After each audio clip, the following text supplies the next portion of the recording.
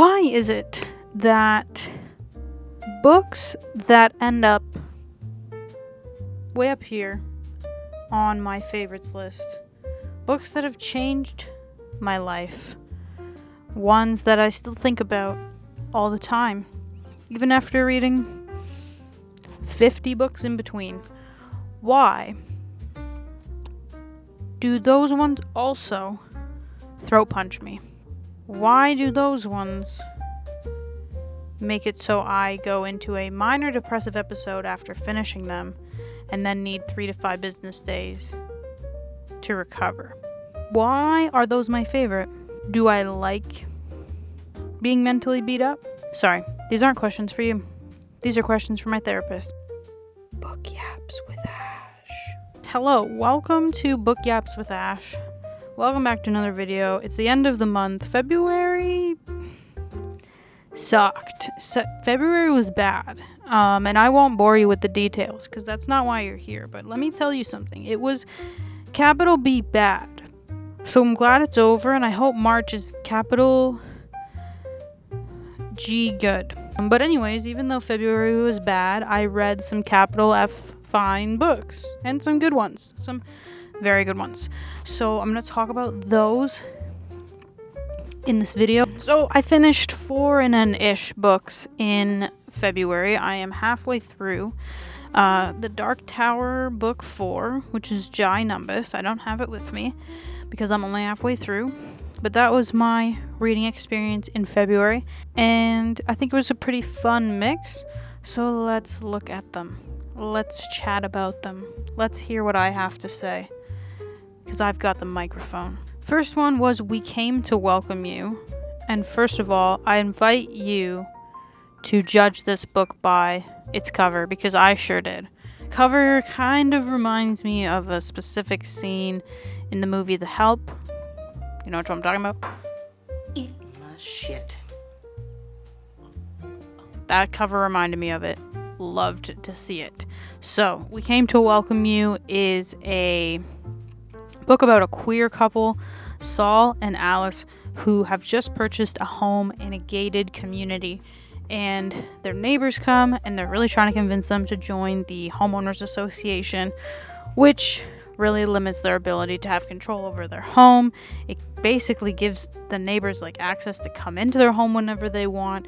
They can't have a garden, they can't do renovations, they can't paint, they can't put up any political signs. So they really don't want to participate in the homeowners association. They're a queer couple.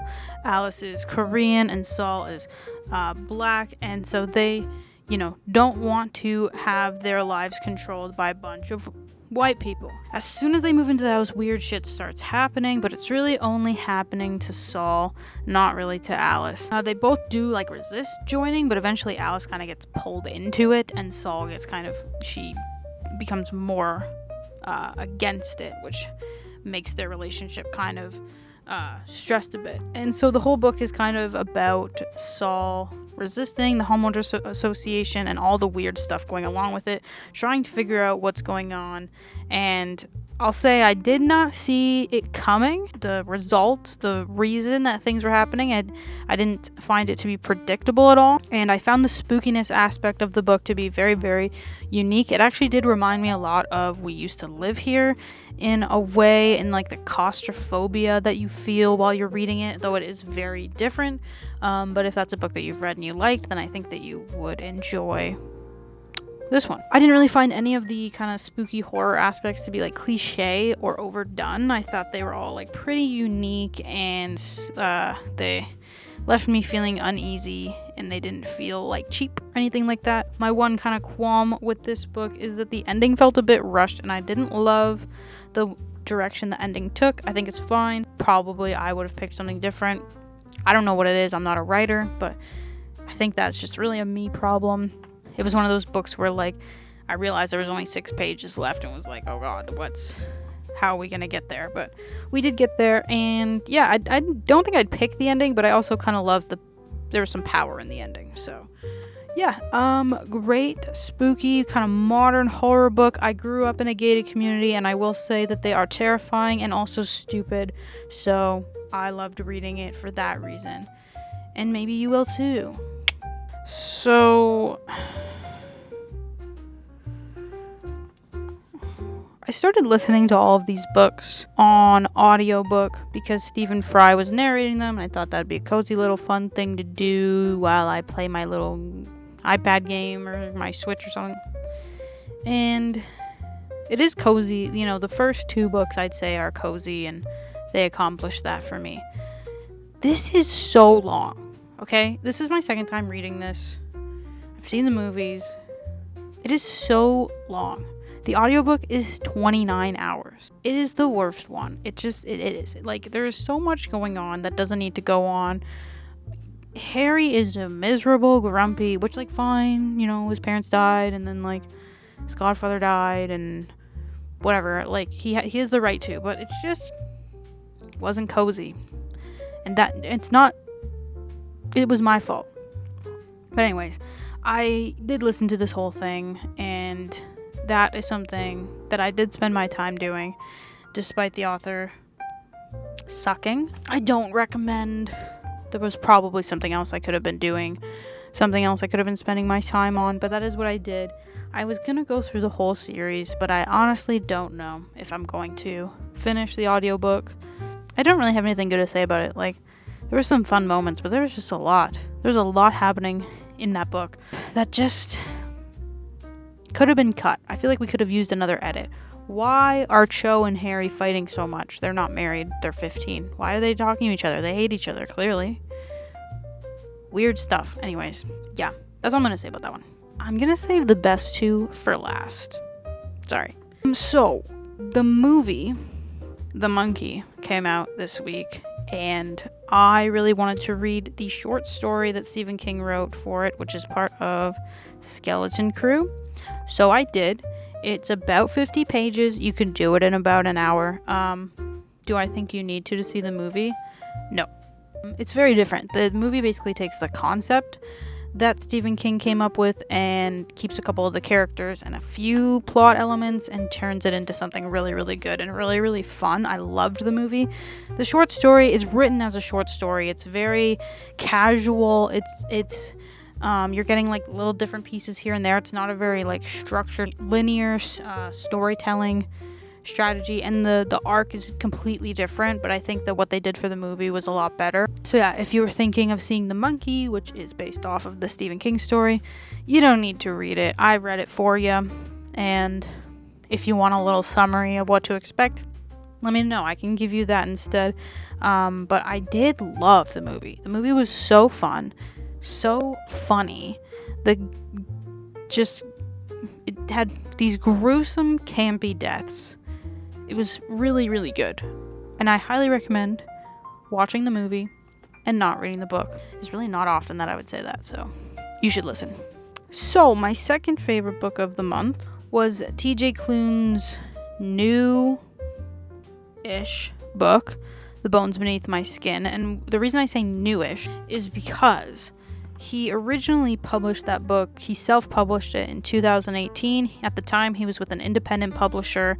He got an email that he wasn't supposed to from the editor, I think, who called it weird even for him.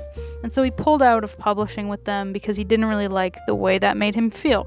Fair enough. And so he did all the work of self-publishing it, which, you know, involves like the printing, the marketing, all of that. And because of that, it obviously didn't get as much exposure as it would with a big publisher. So he's with Tor now, and Tor just republished it using like the TJ Klune branding we're all used to seeing and all the things that are backed by publishers. So it is new technically, but it isn't new. So anyways, I think that's important context because it was written before House in the Cerulean Sea, which really, I think that book is what gave him a lot of popularity mainstream-wise. And the reason that he wanted to republish it is to show people that that is just one part of what he can do. So The Bones Beneath My Skin is very different, though it does have a lot of TJ Klune charm to it. So what it is it's a story about this guy, Nate. It's 1995. His parents both died, and they left him his dad's truck and his mom's cabin. And so he goes up to the cabin to kind of mourn that loss, and he finds another man there with a little 10-year-old girl. And they kind of hold him at gunpoint, and they're like kind of squatting in his house. And it turns out these two are on the run from the government. We don't totally know why, but let's just say the kid is special, and the book was actually intended to be a different storyline, but then Stranger Things came out, so TJ had to pivot. That might give some stuff away. So yeah, eventually Nate joins these two, Alex, and the girl's name is Artemis Darth Vader. And they go on the run together, and while the plot is very different and while the theming is very sci-fi, this is still very much a TJ Klune book. You see a lot of similarities between Lucy and Artemis, especially in the early chapters of the book. She reminds me a lot of Lucy, and there's just this found family aspect to it. And on top of that, there's just the classic prose that he has where no line is predictable. Everything is so, cheeky and witty and funny, while also being serious enough and not being cringy. So that is something I do love about TJ Klune and his books. But yeah, Bones Beneath My Skin was very good. Ending was very good. Really tore at the heartstrings. But yeah, very different from The House in the Cerulean Sea, the cozy fantasy that TJ Klune is known for.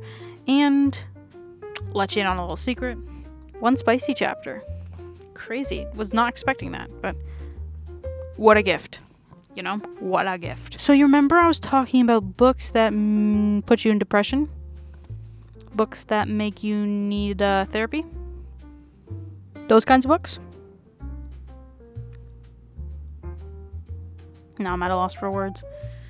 Okay, so I read The 7 Husbands of Evelyn Hugo. I've wanted to read it for a long time. I put it on my bingo this year, so I did read it, and now I'm depressed. But in the good way, I guess.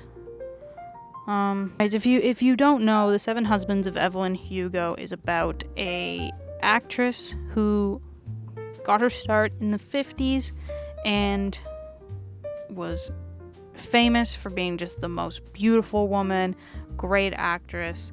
And we're in the present day. She has recruited a journalist to come and write her memoir, her biography, essentially. We don't know why she's picked this journalist. Her name's Monique. But she wants only her to write her biography, and she's going to tell her the whole story of her life, things that no one ever knew. And she does say, I can tell this now because everybody in this story is dead. And you get that pretty early on. But then you forget. So the big thing about Evelyn Hugo is that she had 7 husbands throughout her life, and is a big plot point in the story is her marrying and having these stories with all 7 of her husbands. But there's a queer storyline where she had a girlfriend, which really dumbs it down, but it was a really beautiful story. It is very difficult to remind myself that these were not real people. I found myself having dreams about these characters. I loved Evelyn Hugo right from the start. What makes Evelyn so special as a character is that she contains multitudes. She equally was willing to do whatever it took in order to be successful in the industry. Has no regrets, but also is a deeply kind and caring person at the same time. And I don't think you see characters with that much depth in them, especially women characters who can be both ruthless and kind. And that, I think, is what made her feel so real as a character, and what made me really love her is that she was what you see is what you get. I'm going to tell you how it is. I'm going to do what is best for me. And sometimes that made her a bad person. Sometimes people got hurt, but she was unapologetic for it. So yeah, I don't know what else I can say about this book. I don't know how to sell it to people and say you need to read this. But it's very character driven. It will rip your heart to shreds. And if you like that, here you go. Eat up. Yeah. Yeah, I don't know what else. It's just it lives up here for me. It lives in the life-changing shelf with like a couple of other books. There are some books that punch you in the face and make you need to lay down and want to cry, or maybe cry actually. And yeah, those are the books for me that just stay right here, and they hurt you, and maybe that's why you don't forget them. Books like 11/22/63, They Both Die at the End, The First to Die at the End, Project Hail Mary, Bridge to Terabithia, Tomorrow, Billy Summers. The ones that just hurt you, they go up there on the shelf of really good, impactful books that changed my life.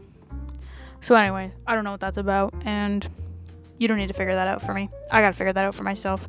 But those are the books I read in February, and I really hope that The Sun comes out in March and that my life improves.